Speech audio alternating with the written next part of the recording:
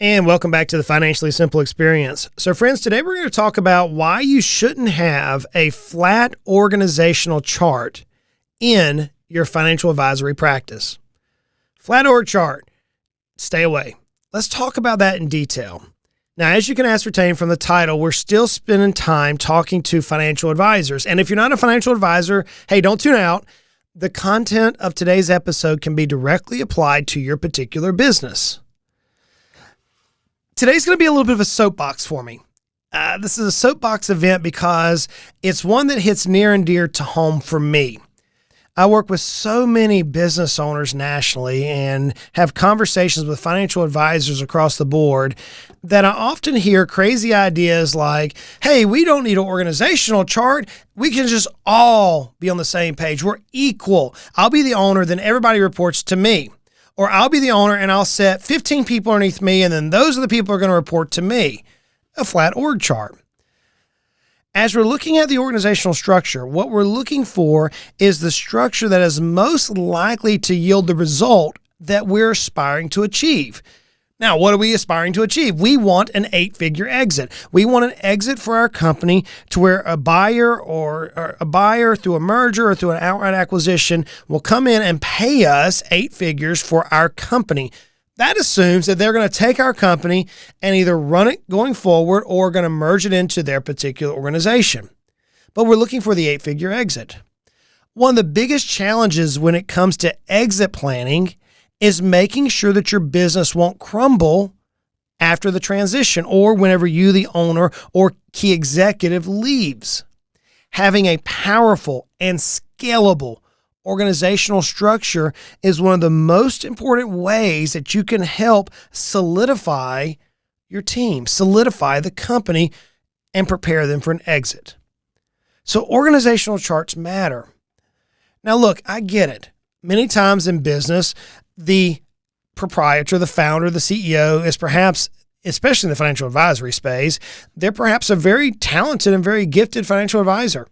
They know how to communicate. They know their product. They know their service. They know how to go out and work with clients. They're very talented.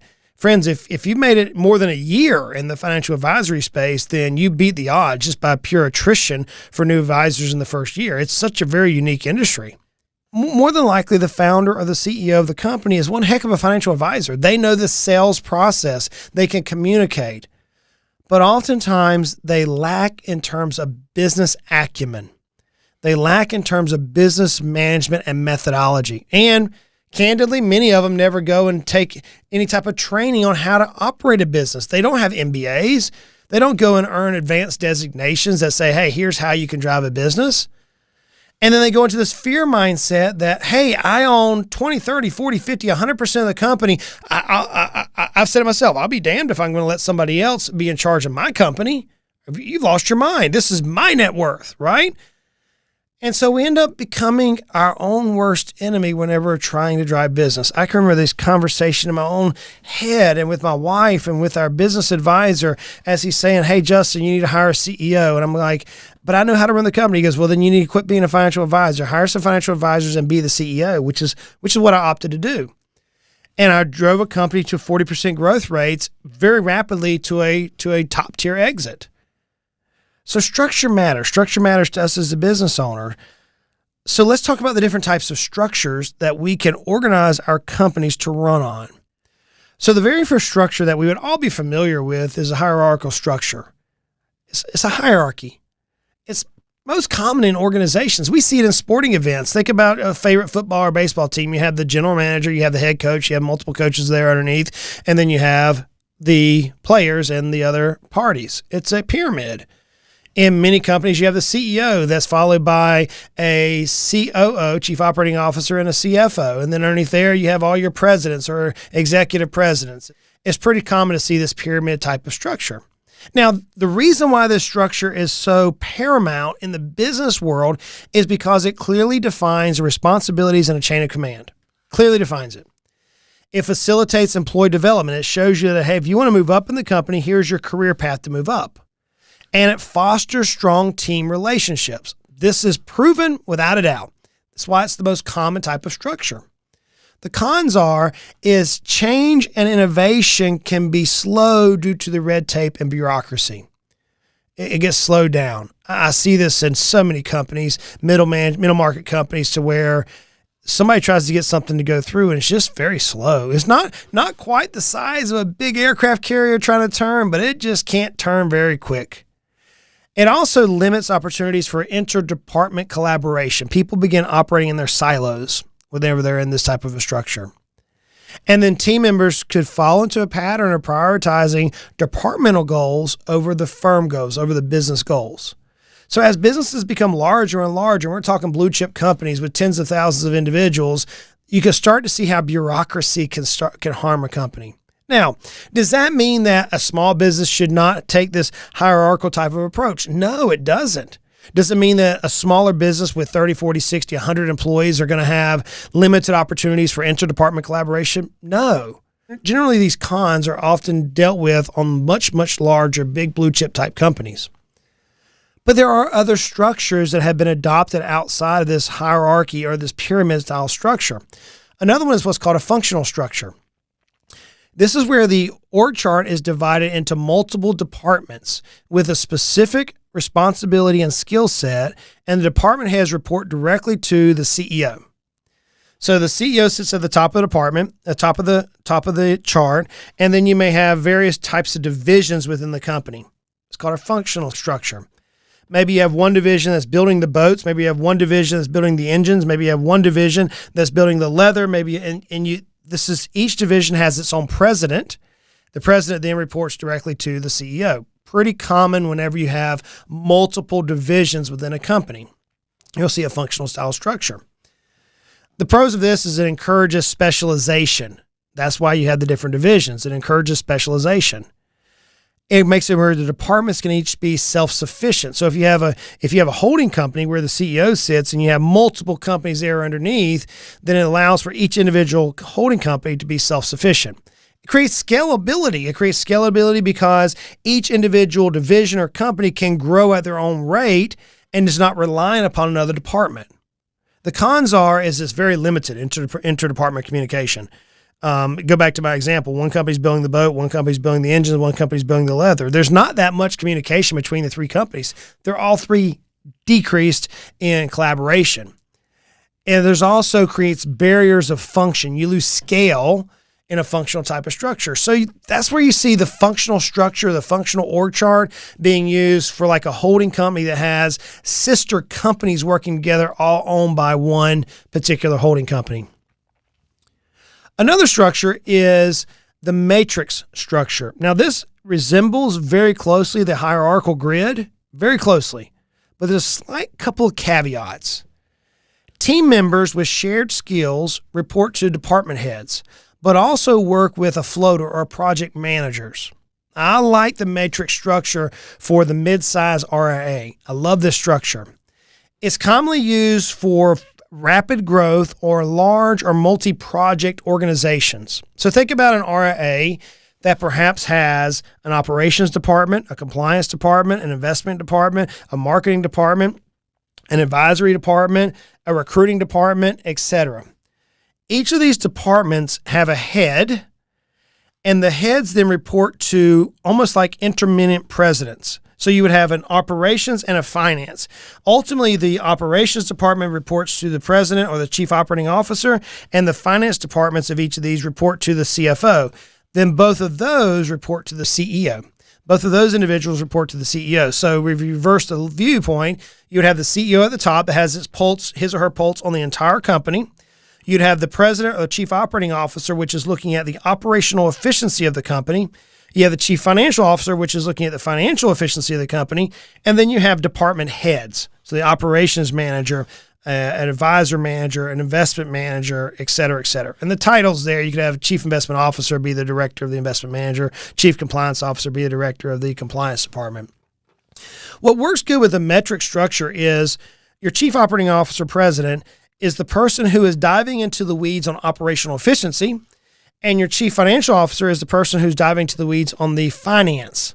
Both of these individuals are driving the company, and actually facilitating what is being sold by the CEO. The CEO is out doing what a CEO is supposed to do, which is to raise capital, bring on new key players, strategic partners, et cetera, and make promises where the company's going, cast the vision. Then the president, COO, and the CFO will then come alongside and make sure that the company is reaching the mile marks that is set forth by the CEO. I love the metric structure because it keeps the CEO out of the day-to-day operations. The day a CEO steps into operations and is trying to solve operational problems, the company fails. The company fails on reaching its goal. If you're trying to move forward, then the CEO, the founder, the major stakeholder has to be forward-looking. They cannot be dealing with the minutia of the business. If they are, they put themselves in a position where the business is dependent upon them, and it's going to harm the value, and it's going to make the transition where the CEO, the founder, the key stakeholder cannot exit the company. Instead, others can exit, and the CEO is to their own detriment, pinning themselves in a position that is harmful to all parties, including the CEO. So the metric structure works really well in middle market organizations. Why? Because you have a project manager who chooses the best employees for each task. They work multi-department. You have a flexible work environment, so it encourages teams to collaborate within the company. It promotes communication, allows a multiple of ideas to come to one solution. Now, the cons of a metric structure is it's prone to frequent changes. The structure changes frequently, which is okay. You may end up having a title over here today of Chief Operating Officer that really the person is not operating as a Chief Operating Officer. They're operating as a Chief Platform Officer. That's okay. Make a change. So this type of structure is prone to frequent changes. It's also prone to interdepartmental conflict. Why? Remember that the CEO sets the vision of the company. And as the CEO sets the vision, their job is to set the vision, then get out of the way and let the team enact the vision. Then as you have these department heads, let's say you have a person who's looking at just operations. You have a person who's looking at just investments. You have a person who's looking at just compliance, et cetera, et cetera, et cetera. They become blind. They become blinded by their own division. It's almost like blinders on a horse. They start looking at operations and compliance and forget how marketing is impacted, or they forget how acquisitions of new players are impacted by the operational moves. They forget how, and the list could go on and on. So what happens is, through this interdepartmental conflict, is as their direct supervisor, this chief operating officer or the president, is looking at all these moves, they're challenging the decisions. And here's the death knell. And this is the one, friends, that infuriates me when I see it happen. The department head goes to the CEO. The CEO subverts and starts working with the department head and directly subverts the president or chief operating officer. Or the president, the person says, hey, I need more money, and they subvert the CFO. They go straight to the CEO, and the CEO bypasses the CFO and begins working down line. What that does to your team, and this is where departmental conflict in metric structures come into play. What that does, if a CEO, if you, the business owner, subverts your organizational chart to deal with problems beneath another person, what you're telling your team is, I don't even trust the person I put in place. I don't trust them to make the decisions. I have to get down beneath in the weeds and deal with these issues because they don't have my full trust. Or I'm scared that they're not making the decisions that I would make. Fear. I'm scared they're not making the decisions that I would make, and thus it's going to harm my net worth. You see this a lot in the metric style structure. Very powerful here, friends. And then finally, the flat structure. This is what we're here today. The reason I want to deal with the flat org chart is because I'm hearing more and more people say, we'll just go to flat org structure. Basically, this structure eliminates middle management. And if you look at the technical term, it eliminates middle management. It basically gives employees more responsibility with equal say. That's the technical definition. Now, most often you'll find this in small startups. You'll find a flat structure where you're dealing with typically less than 10 employees, and you get everybody together around a hamburger or a pizza in a conference room at a park, and you can talk about where the business is.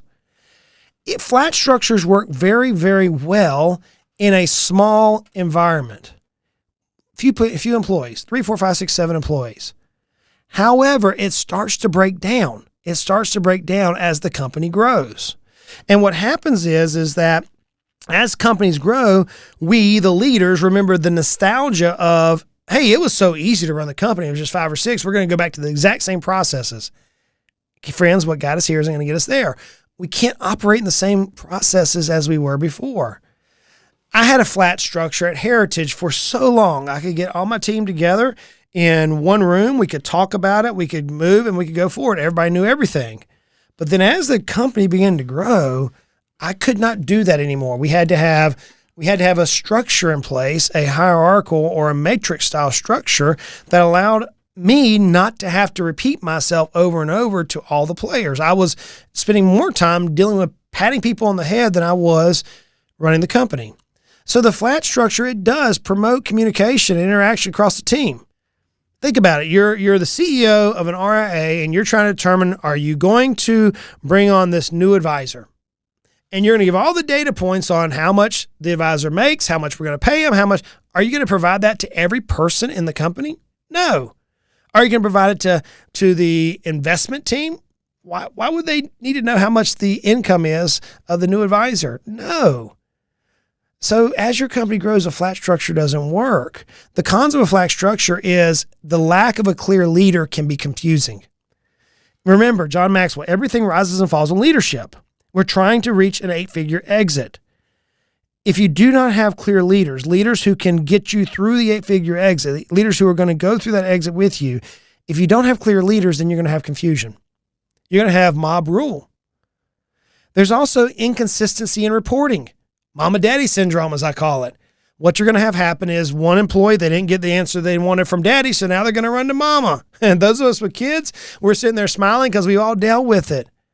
And so you have inconsistency in reporting, inconsistency in communication. You have daddy-mama syndrome where mom and daddy may not be on the same page because they don't have the details to be on the same page. You have team members prone to be more generalized versus refined skill sets. As you grow, it's easier to hire people for specific roles than to hire a plethora of knowledge. I've been looking a lot at job postings so I can understand what's happening in the marketplace. And I see things where employers, especially in the financial advisory space, wants to hire a team member that has a vast amount of knowledge and then give them a general job description. I'm reminded of the story of a little boy who was sitting in his front yard and he's taking his BB gun and he's shooting directly at the moon. His daddy's looking at him. He's like, I wonder what he's doing. So he walks out there and he says, son, what are you doing? He said, I'm shooting at the moon, Dad. He said, you'll never hit the moon, son. He goes, I'm getting closer than you are. Imagine if that son was pointing at the concrete. Dad, I'm going to shoot it at the moon. I'm going to point the gun down the concrete. And Dad's like, the moon's that direction, son. See, whenever we have generalization within positions, which is what a flat org chart often yields us to, we end up with problems. We end up with the lack of scalability. One of the most frustrating things to me about a flat org chart, and you know this is the case whenever you see this, committee decision-making. Whenever you disempower your department heads or your executives from making decisions, and it has to be done by consensus, by a committee, a decision has to be made by a committee, you know that you're leading to failure. It's going to foster a lack of trust and fear. Wait a second, you hired me to be the chief compliance officer and I'm not able to make the decision? I have to come to you, or I have to go to a committee before I get any decision made? That is ludicrous. It's a waste of time. And candidly, A players are not going to stand for it. They are talented. They know how to make decisions. They see it. They want to be entrusted and empowered to make the decisions. Not where, hey, I've got to run and get my boss or the committee or this small group of people to make a decision. That's where a flat org chart is lacking. Friends, I see it so many times.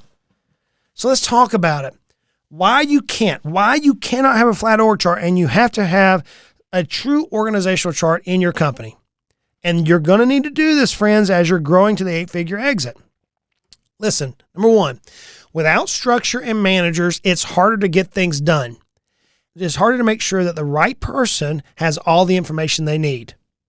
Ronnie Lee, which is assistant professor of management at the Wharton School and University of Pennsylvania, wrote, and I'm going to quote him, concerning a flat org chart.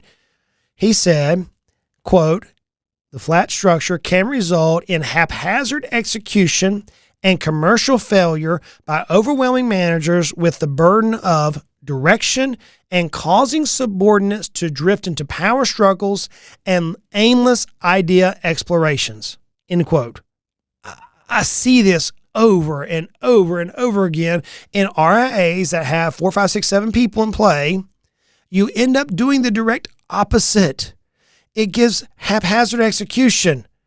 It is commercial failure because you're overwhelming people and you're not empowering them. Oh man, not only does this work in impeding the 8-figure exit or as you drive to the 8-figure exit, but it also harms you as a company whenever you're trying to execute on a strategic plan.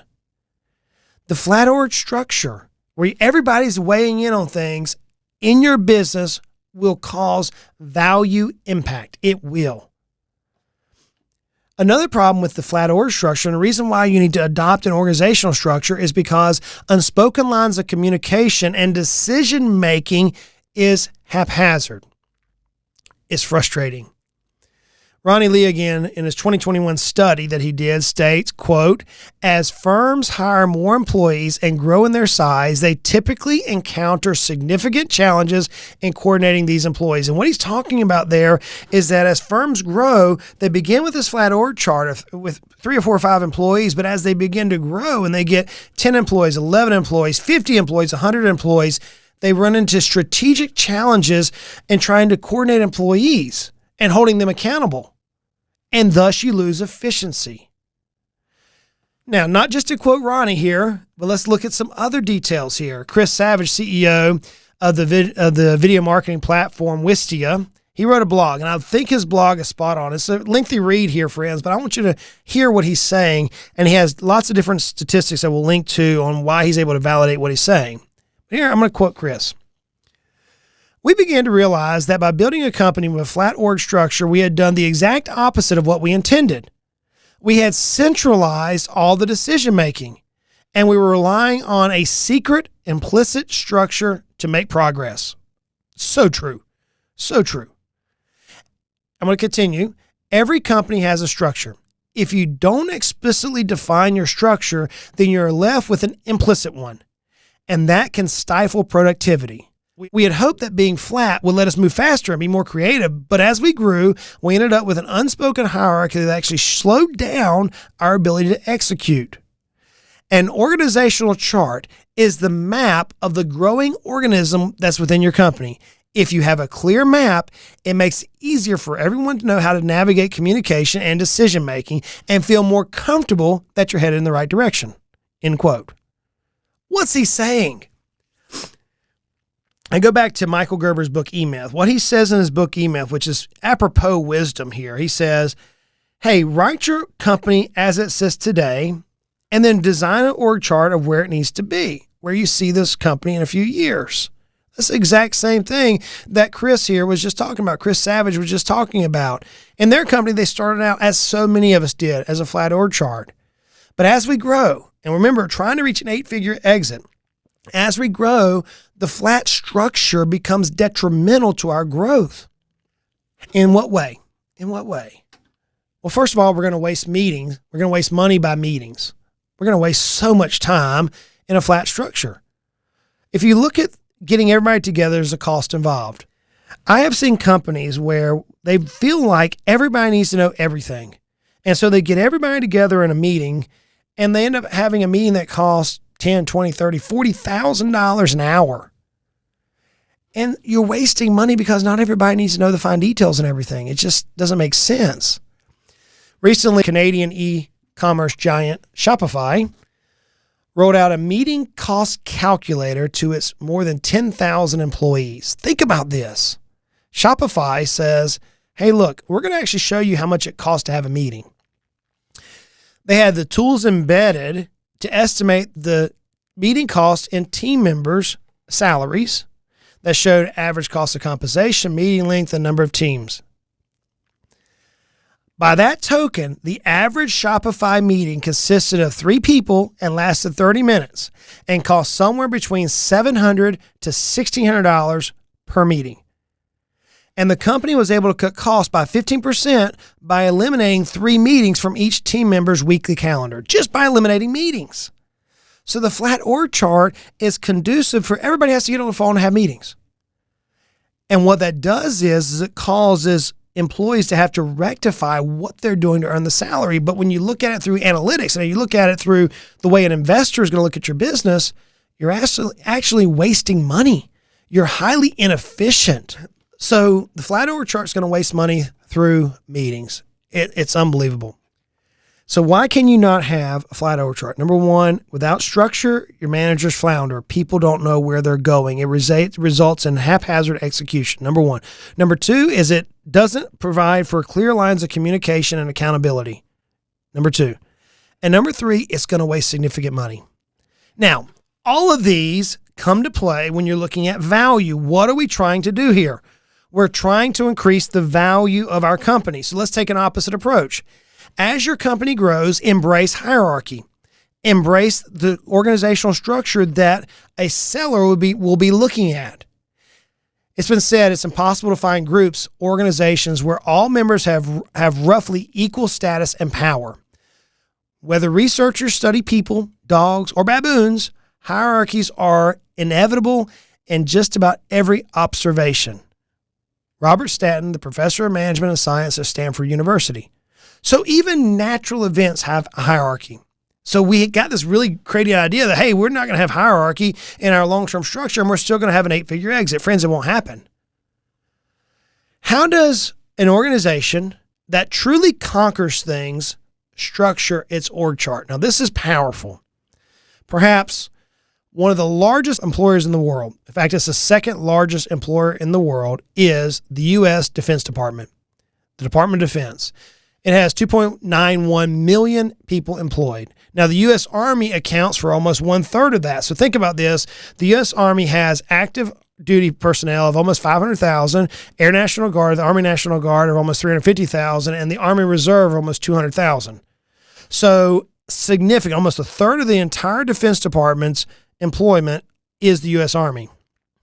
According to the Department of Defense, and I quote, "The Army is composed of an active duty component and a reserve component that comprises of the Army Reserve and the Army National Guard. The operational Army conducts full spectrum operations around the world supported by institutional units. Without the institutional Army, the operational side cannot function. Without the operational Army, the institutional side has no purpose." What are they talking about? They're talking about the hierarchical structure, which has generals all the way down to the ensign. It goes from the very top all the way down to the grunt on the field, very top to the bottom.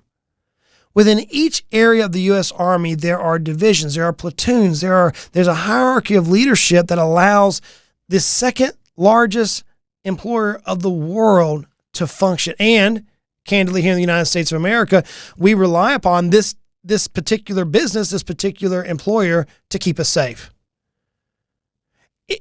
It blows my mind that we think as business owners, we're going to maintain status quo and grow our company to an 8-figure exit by holding a flat org chart and by not structuring our companies forward. Doesn't make any sense to me. Friends, if companies who reached the destination we're aspiring to be have restructured, if the most successful companies on earth use a hierarchical structure, if almost every order, including animals, everything uses a hierarchical structure, when are we as business owners going to adopt a structure that allows us to reach our 8-figure exit? Hey, Justin, this is a lot of information. I get it. The reason why I spend so much time on this today is because I know the burden, I know the challenge of trying to now set managers, employees, trying to figure out who is going to be supporting to who, who's going to be reporting to who. I know it's going to cause conflict. You may have some people leave. You may have to deal with some pain as you structure your business for the 8-figure exit. But friends, if you don't structure your business for the 8-figure exit, it becomes less and less a probability. If you need help, reach out to us. This is what we do. Until next time, friends, y'all go out and make it a great day.